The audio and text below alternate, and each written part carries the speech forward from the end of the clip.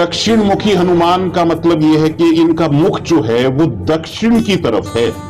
आम जैसे ही आप किसी आज की तारीख में किसी मूर्ति की स्थापना करेंगे तो वो जो विशेषज्ञ हैं वो आपको उत्तर या पूर्व की सलाह देंगे, भाई वहां पर हनुमान जी का मुख रखा जाए। परंतु यहां पर ये मूर्ति स्थापित नहीं की गई है, ये स्वतः प्रकट हुई है अपने आप। इस कारण से दक्षिण में मुख होना अपने आप में एक विशेष महत्व रखता है।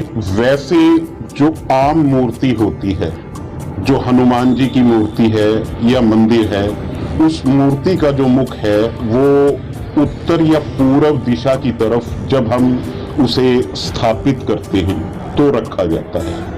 परंतु यहाँ पर दक्षिण मुखी हनुमान जी 25 अप्रैल 2008 दिन शुक्रवार, समय शाम को लगभग 4:45-5 बजे का स्वतः प्रकट हुए हैं।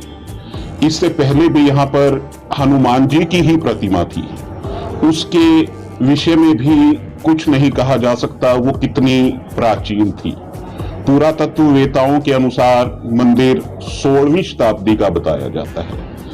दक्षिण दिशा में मुख होने का मतलब ये है कि भगवान श्री राम के जितने भी काज थे वो हनुमान जी ने दक्षिण दिशा में जाकर सवारे।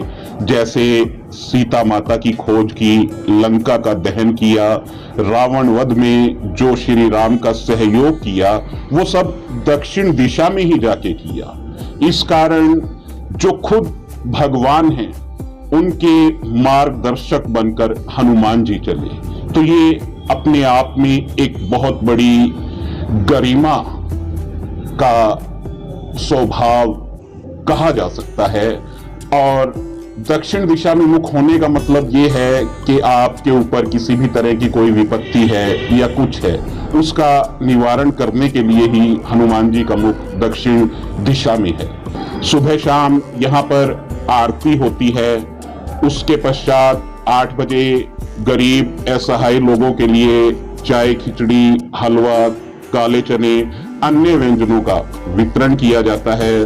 तत्पश्चात मंगलवार को, प्रत्येक मंगलवार को शाम को 5 से लेकर 7 बजे तक मेडिकल कैंप का आयोजन किया जाता है, जिसमें निःशुल्क दवाइयां वितरित की जाती हैं।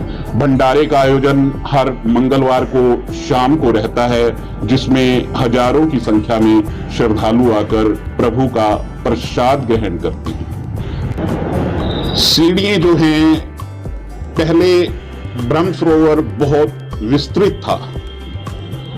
हम जब छोटे थे तब हमने खुद अपनी आंखों से देखा है, हमारे सामने मिट्टी डालकर इसे छोटा आकार प्रदान किया गया। ये सारा जो ब्रह्म सरोवर है, ये मंदिर भी ब्रह्म सरोवर के किनारे पर था, हनुमान घाट के नाम से ये प्रसिद्ध था।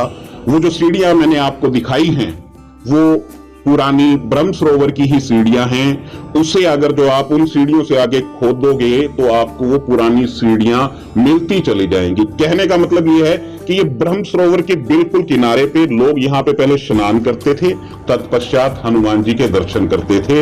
हनुमान घाट के नाम से ये था और प्राचीन ब्रह्म सरोवर का ही ये जो स्वरूप है वो हमने आज तक जिंदा रखा हुआ है।